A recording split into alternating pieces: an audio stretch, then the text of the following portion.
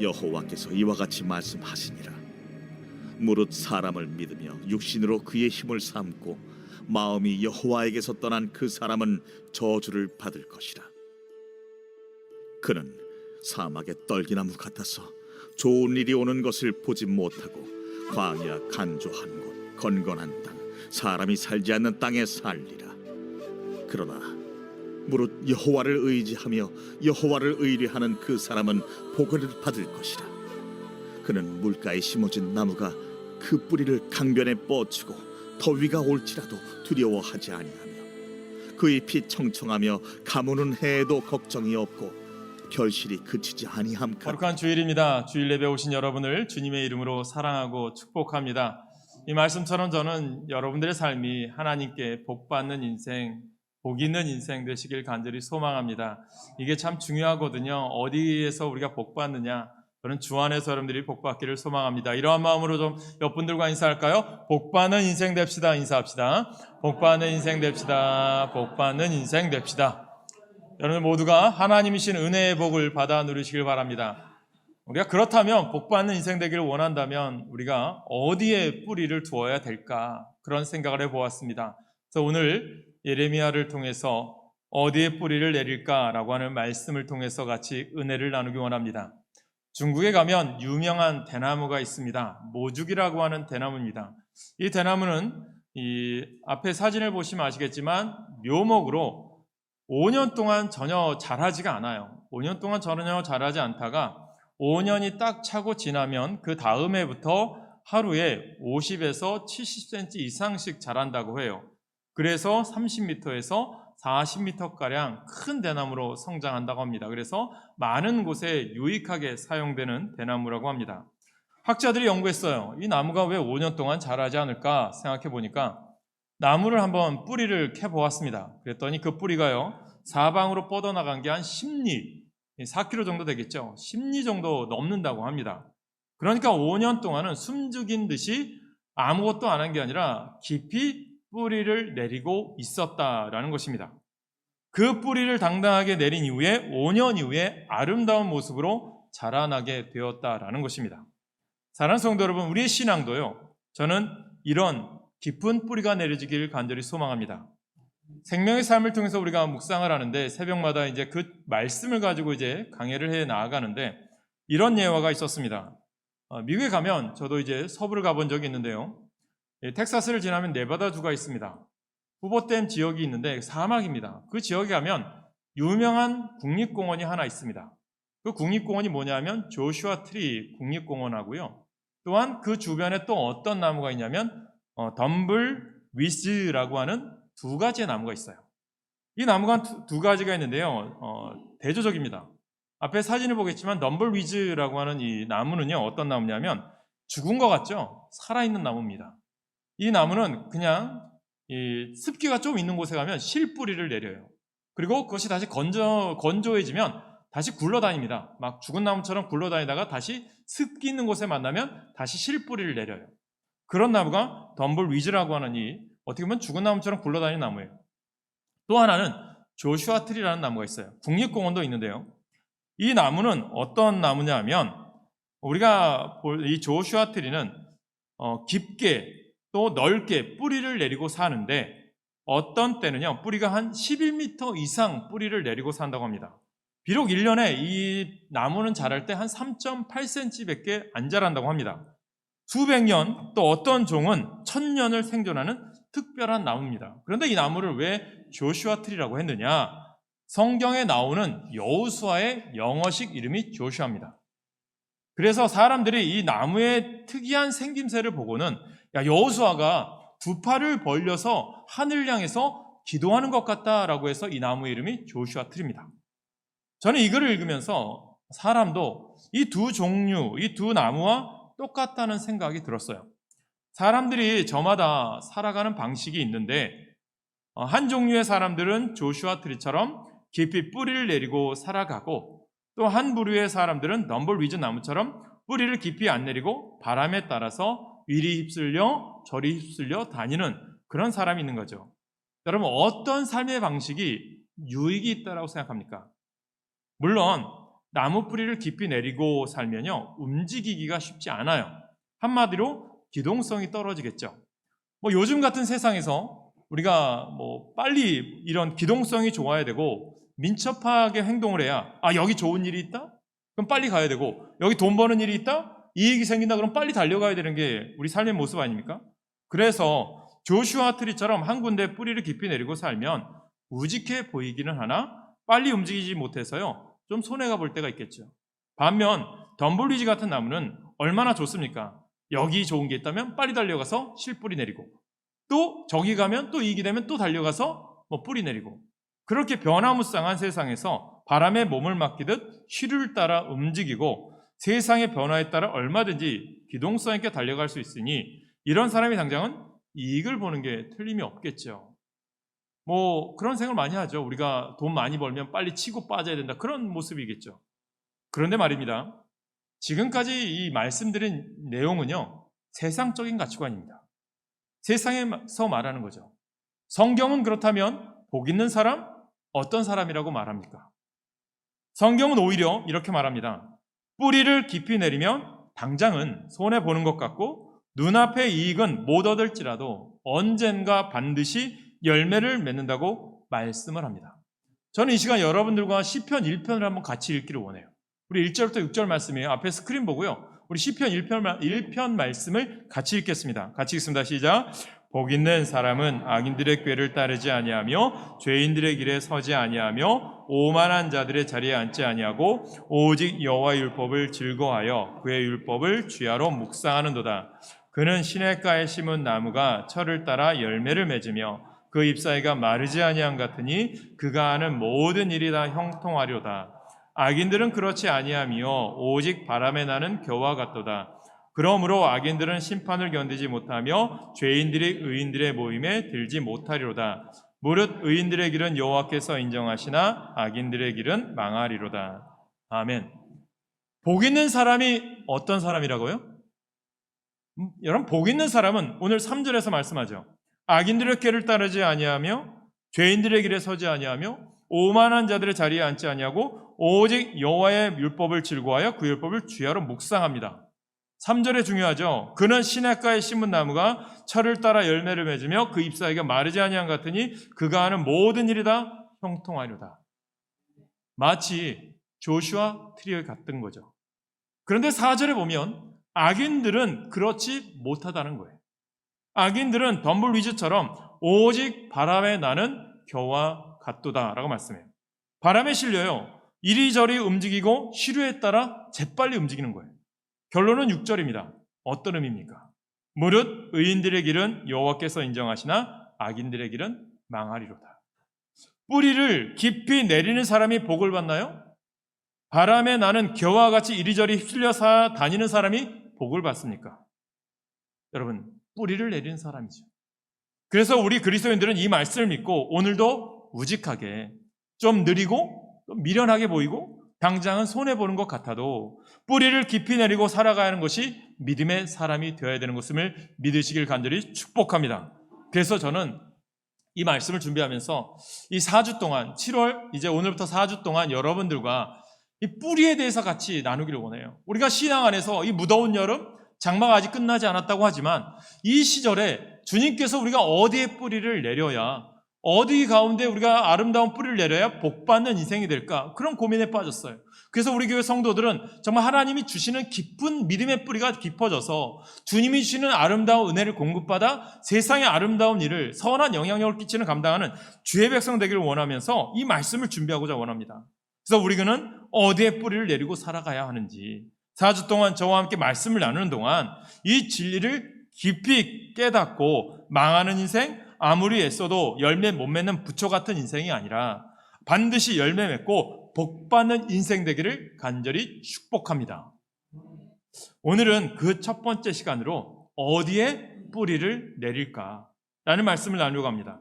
그러면 앞에서 말씀드린 대로 우리는 뿌리를 내리는 삶을 살아가야 되는데, 뿌리를 깊이 내려야 복된 삶을 누릴 수 있는데, 중요한 문제는요, 뿌리를 깊이 내려도 어디에 내려야 하는 거예요. 그 내려야 되는가 하는 것입니다.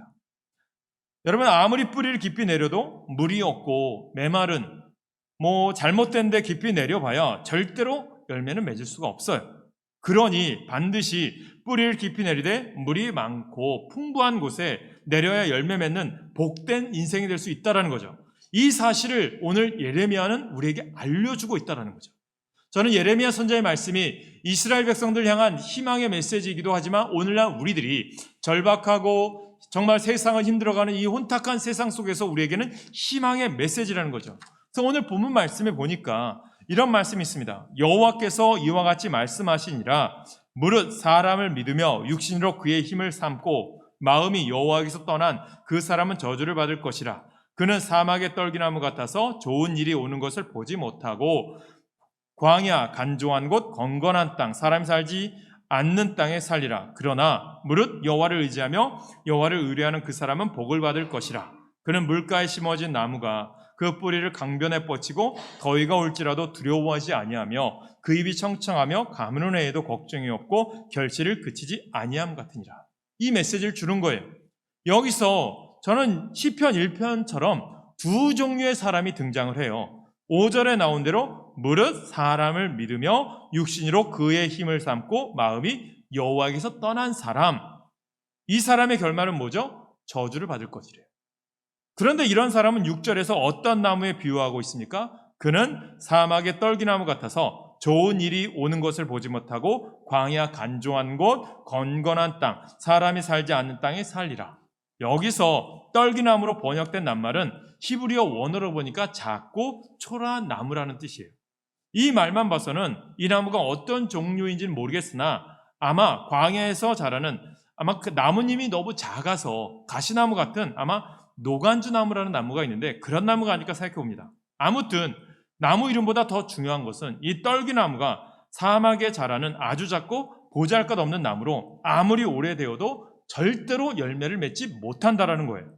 그렇습니다. 여러분 사람을 믿고 육신으로 힘을 삼고 마음이 여호와에게서 떠난 사람이란 다른 말로 하면 뿌리는 내리되 잘못된 데 뿌리 내려서 그 안에 열매를 맺지 못한다는 거죠.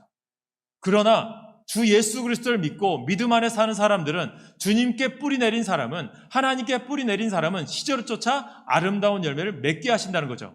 때로는 고난이 오고 시련이 와도요.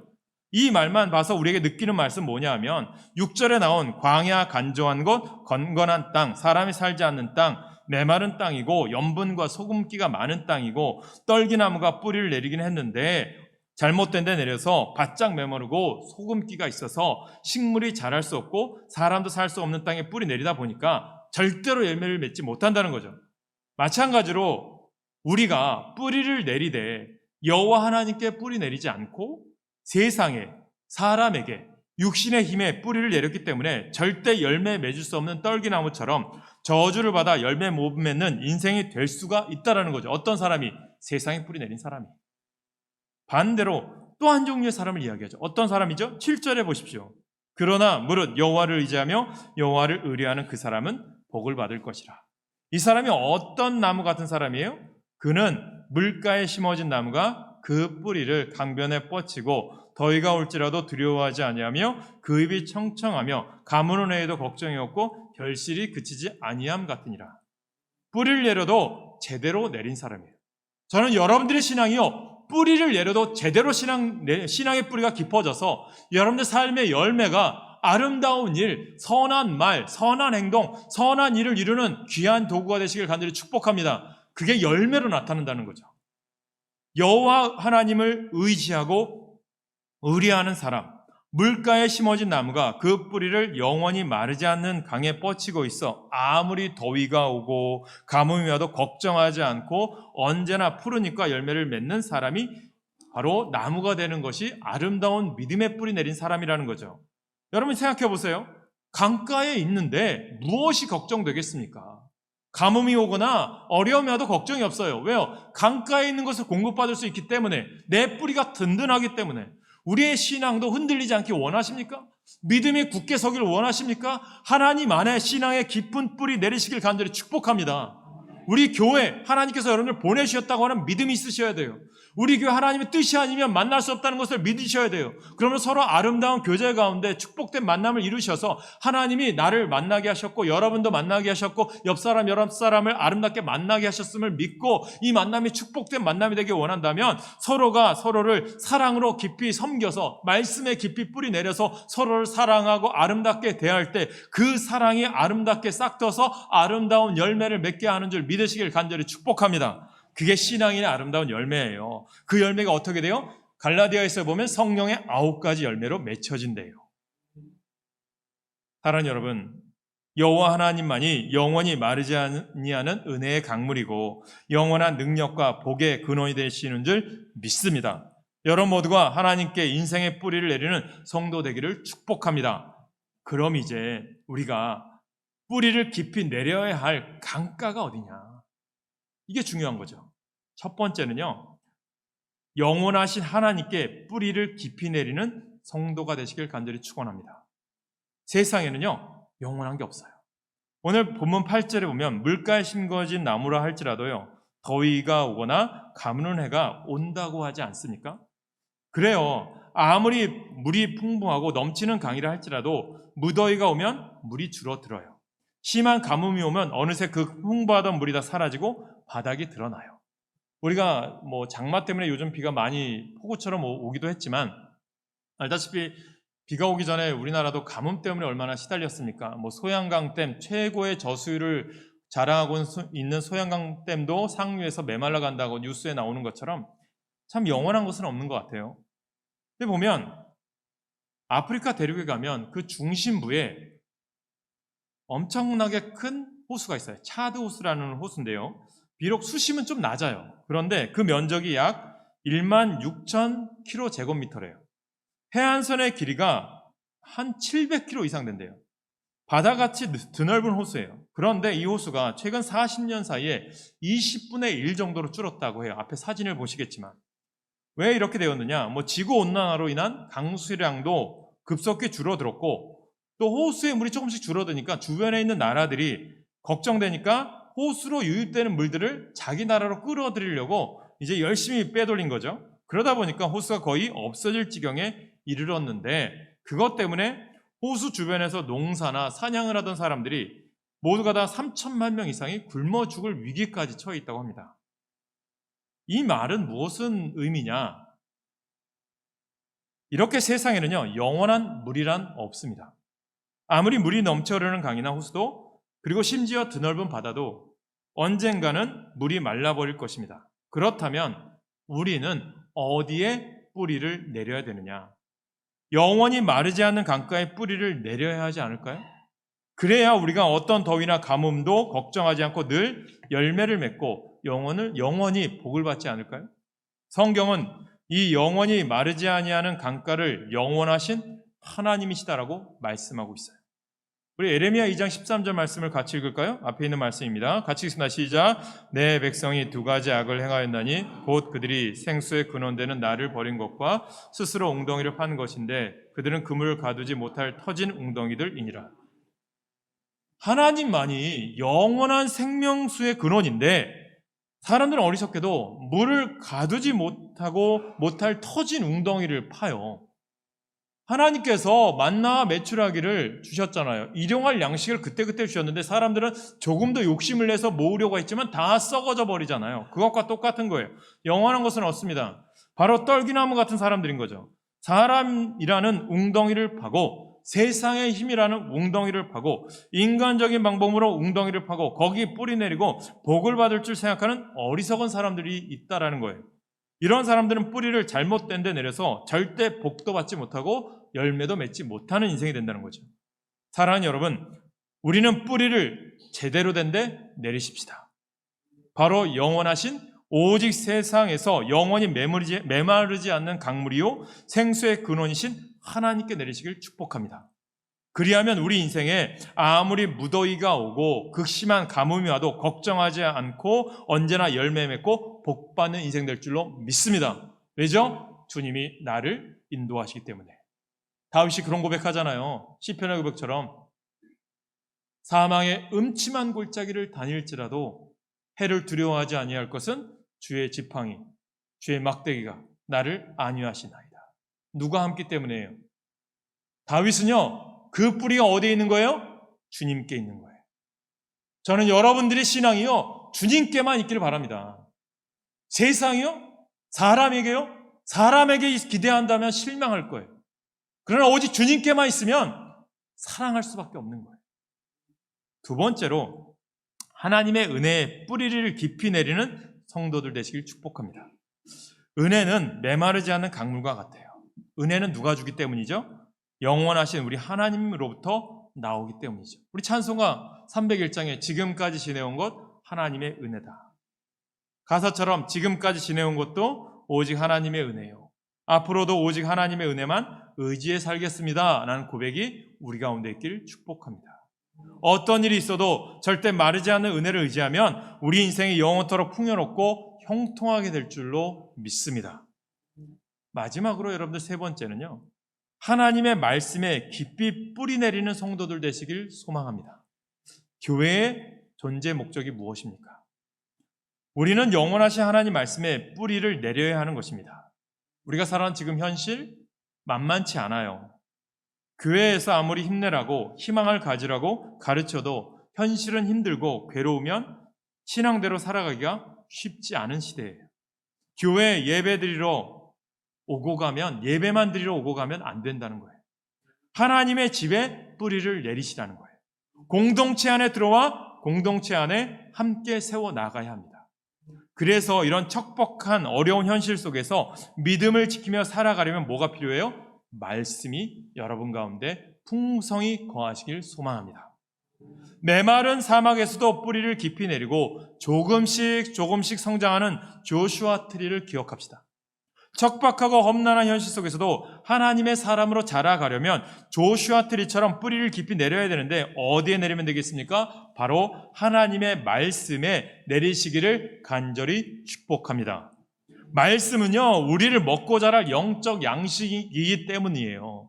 사탄은 끊임없이 우리를 유혹하죠? 넘어뜨리려고 합니다. 세상 권력으로요. 예수님께서 40일 금식 기도한 이후에 사탄이 유혹하잖아요. 그때 어떤 말씀으로 물리치시는 줄 아십니까? 사탄이 이렇게 유혹합니다. 내가 만일 하나님의 아들이라면 명하여 이 돌들로 떡덩이가 되게 하라 라고 유혹하자 우리가 잘 아는 말씀이에요. 마태복음 4장 4절 같이 읽을까요? 시작. 사람이 떡으로만 살 것이 아니요 하나님의 입으로부터 나오는 모든 말씀으로 살 것이니라.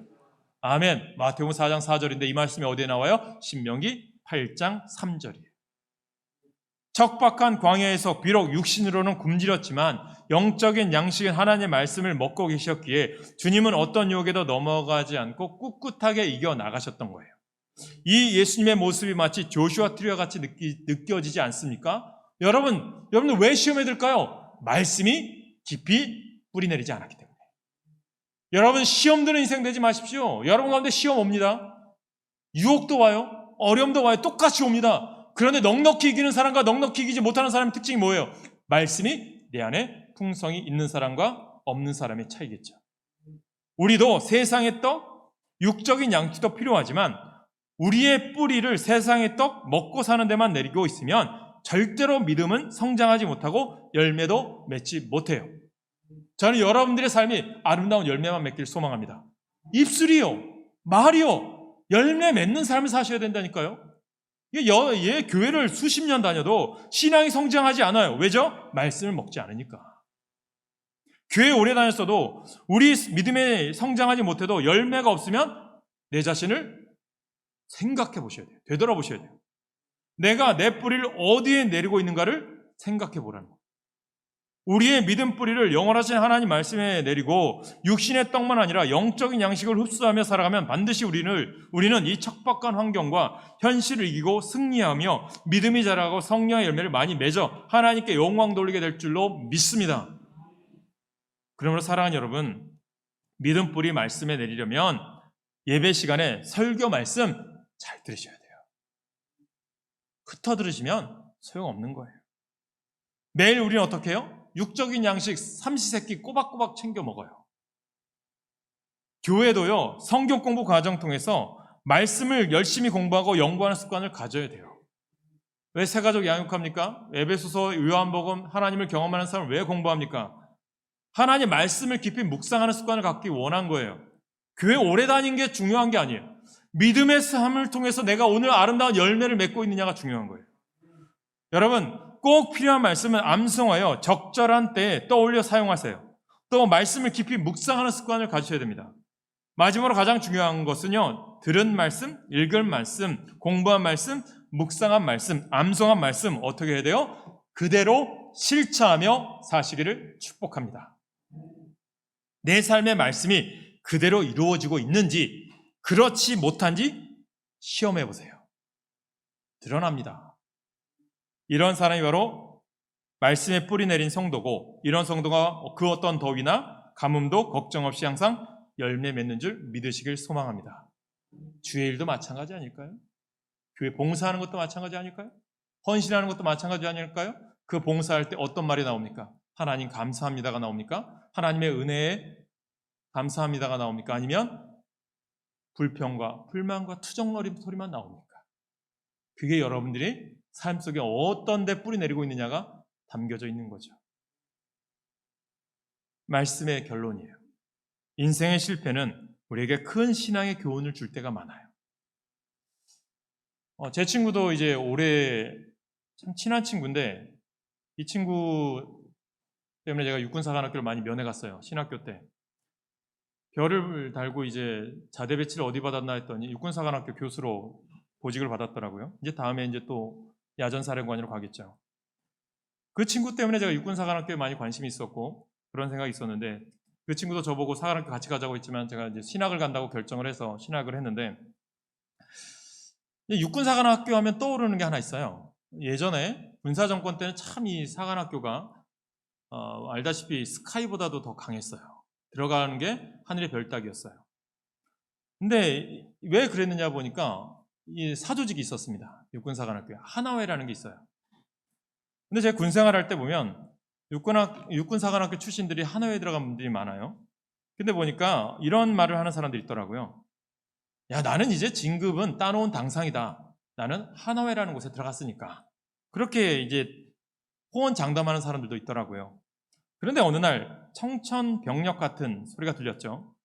제가 군생활할 때 이제 김영삼 대통령이었을 때인데요. 군에 있는 사조직은 다 없애야 한다며 하나회를 다 해체했습니다.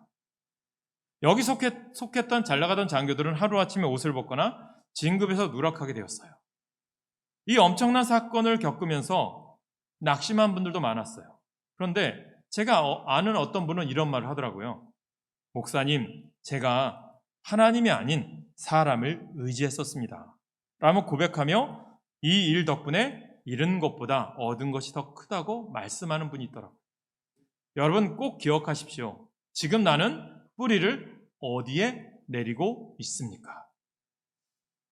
하나님의 대사라는 책을 쓴 김하중 장로님의 예화를 많이 제가 들었는데, 이분이 김대중 노무현 정부 때 7년 동안 주중대사를 지낸 분이에요.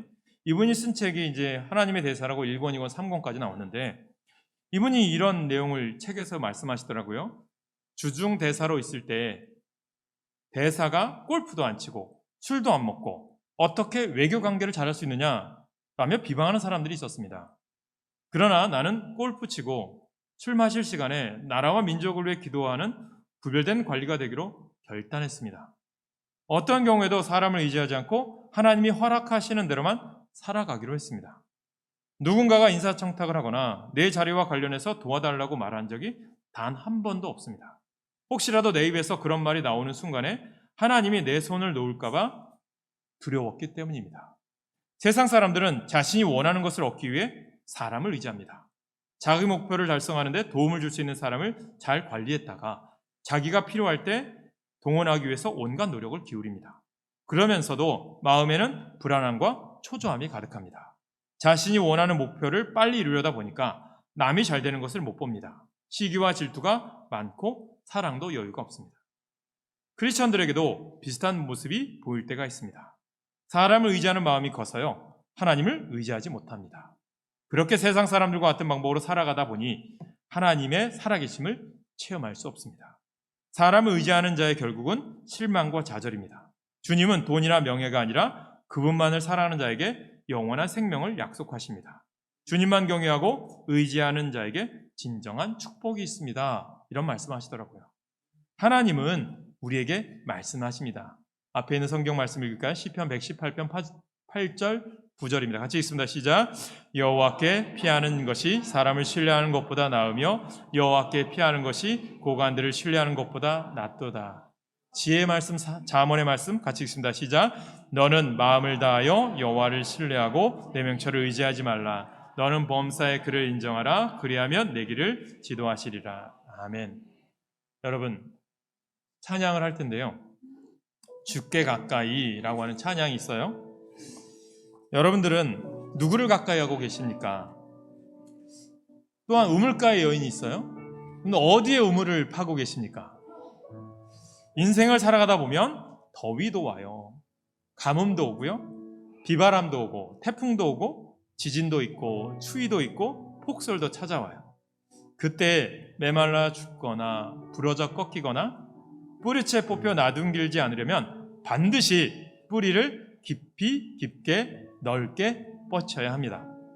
뿌리 깊은 나무처럼 뿌리 깊은 인생이 되어야 합니다. 뿌리 깊은 신앙인이 되어야 합니다.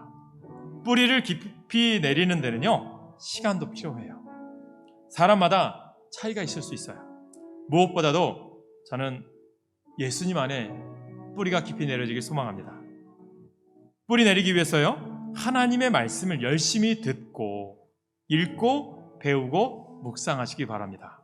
부지런히 예배에 참석하고 기도에 힘쓰십시오. 새벽제단, 금요기도회가 여러분께 있습니다. 그래서 하나님을 더 깊이 알아가십시오. 하나님을 깊이 알아갈 때 진정한 기쁨과 감격을 누리게 될 것이고요. 어떤 일을 만나더라도 신앙을 잃지 않고 좋은 열매를 맺는 신앙인으로 살아갈 수 있을 줄 믿습니다. 이 시간 찬양합시다. 주께 가까이 날 이끄소서.